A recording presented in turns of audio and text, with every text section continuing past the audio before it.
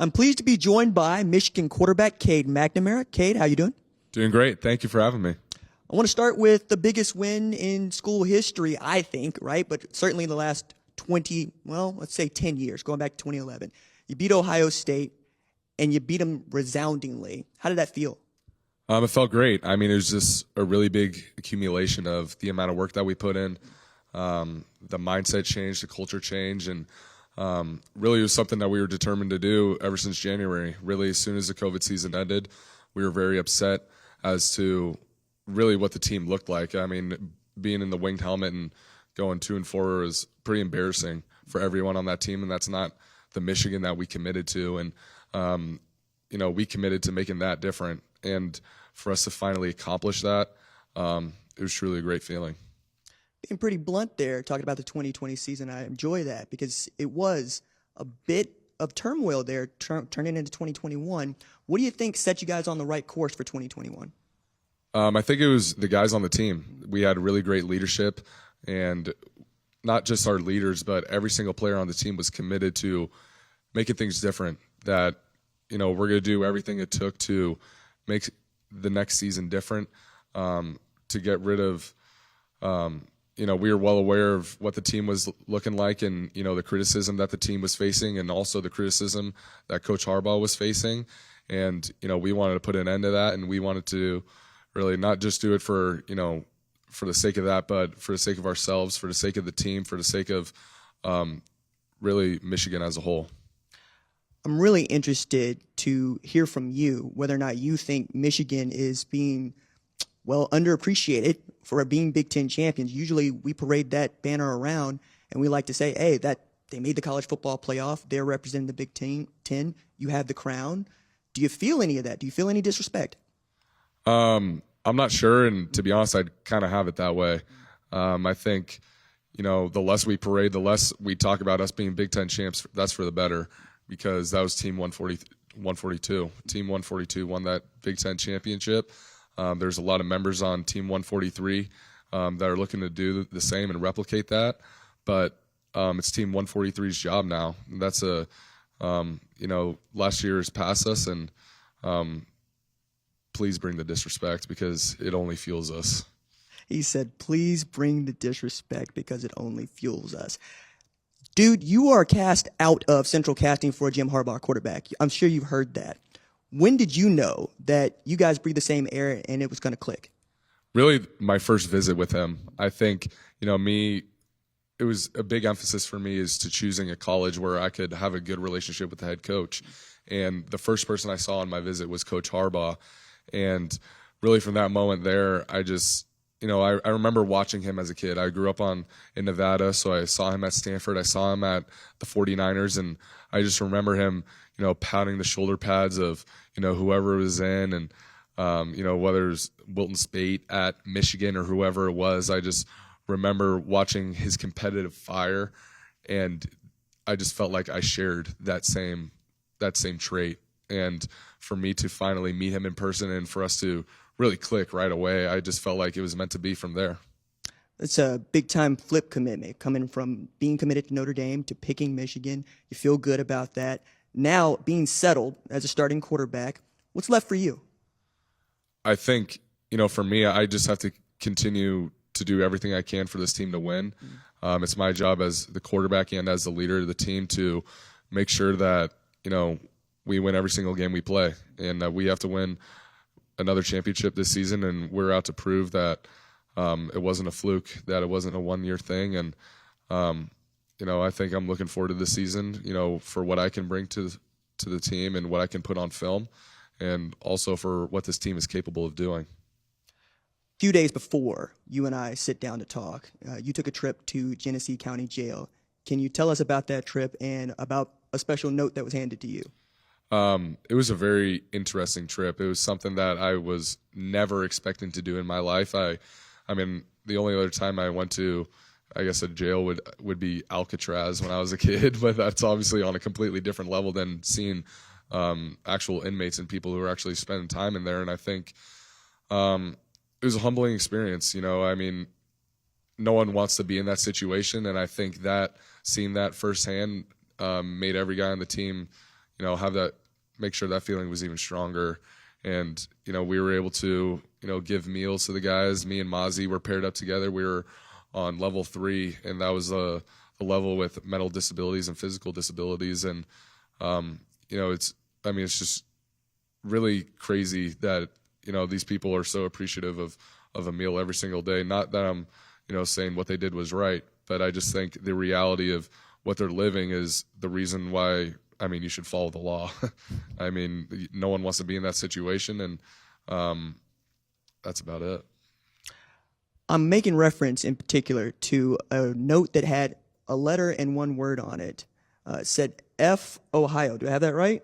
Yep, that was a confrontation that me and one of the inmates had. Was, as I was walking away, he said those words, and whether I said them back or not, there might have happened, but that's just it was great because there's a lot of Michigan fans in there, and we always appreciate the support.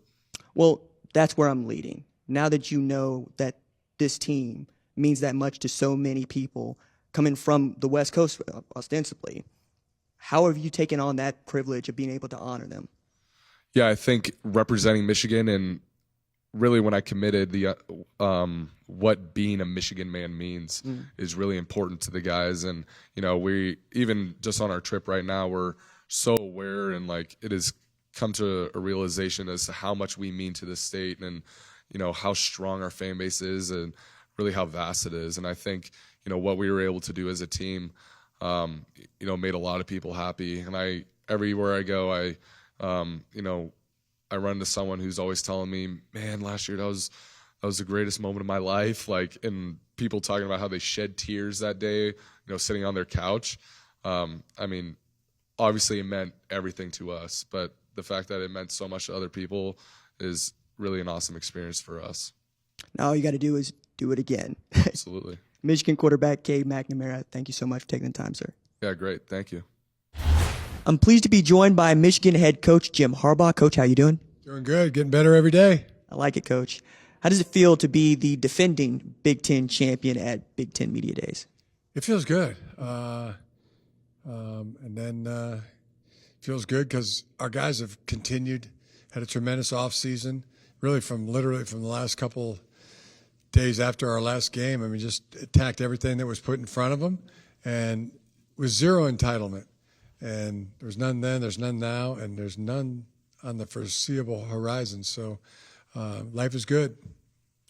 I was interested in how 2021 came together for you. When did it begin to click that you had a special football team? At the beginning, at the beginning of the winter cycle, and then continued on into spring ball. First day of spring ball was just one of those off the charts days. I remember bringing the team up and say, if we could just have this same thing tomorrow, just copy it, like putting in the old mimeograph, and let's come back with the same thing tomorrow.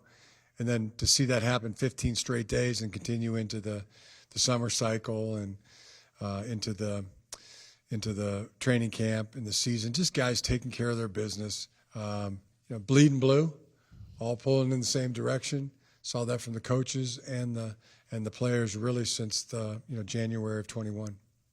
Really felt like getting that win against Ohio State did a lot, not just for the program, but for how you were perceived, not understanding whether or not you care how you're perceived, but how Michigan fans perceive themselves. Yeah. Do you feel that you've been disrespected after having won the Big Ten championship and got the college football playoff?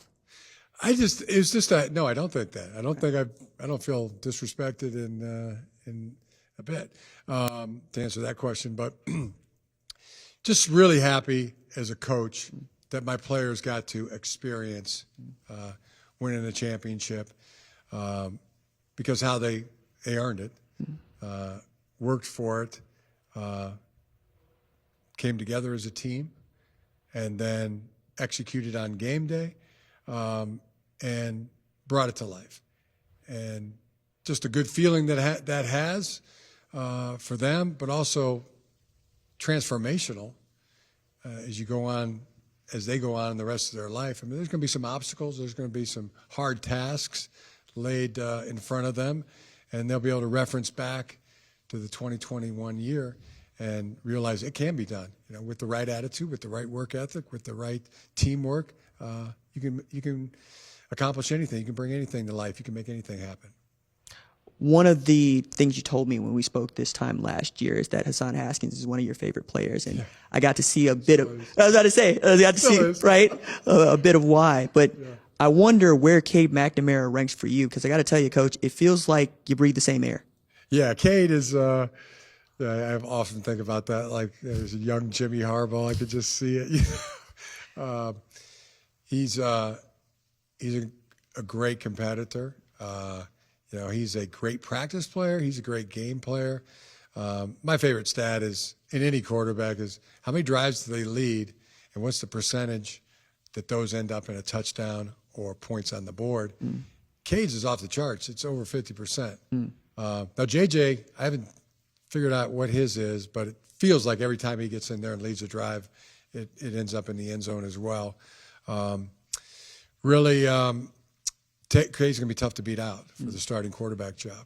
And also, J.J. McCarthy is going to be tough to beat out as well.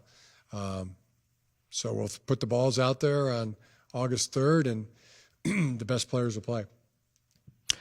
Well, you decided to bring Cade with you to Big Ten Media Days. Usually that is an indication of how you feel about his leadership. What, if anything, does JJ have to show you to perhaps win that job?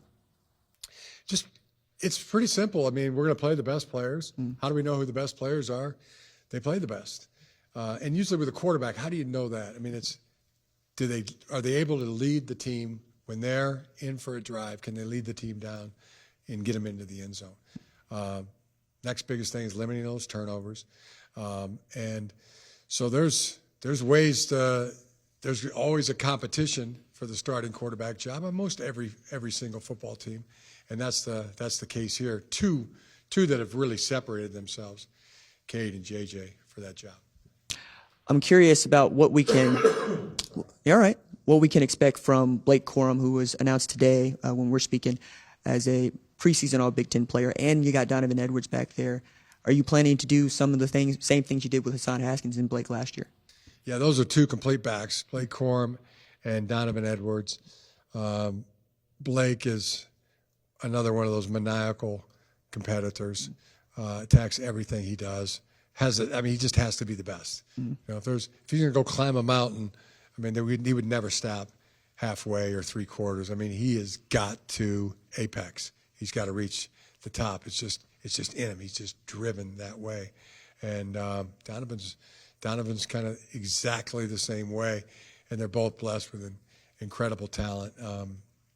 If I could say one, paint you a picture of Blake Corum, I mean, he can do the most push-ups on the team. He can also do chin hangs. So we just chin up, chin above the bar, and whoever can stay in that position the longest without dropping their chin below the bar. Really good guys would do a minute. Blake Corum can do 2 minutes, 17 seconds. And then you face him face to face. Blake looking at the next best guy doing a chin up, and whoever goes down first is the loser.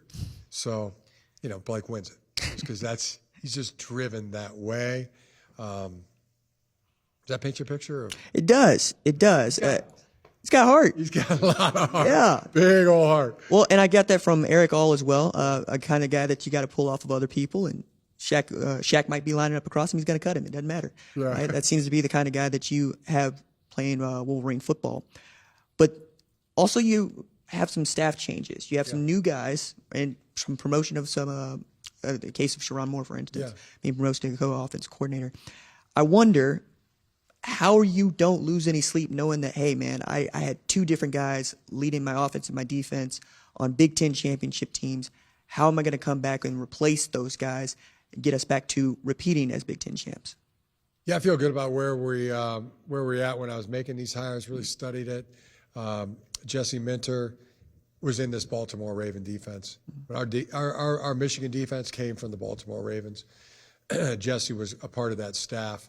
And my brother, when he recommended Mike McDonald, he really recommended two guys. He said, hey, there's two guys Jesse Minter, Mike McDonald. One's a linebacker coach, one's a secondary coach. I mean, take your pick, Jim. You can have either. They'd both be great. Hired Mike, and now Jesse coming in.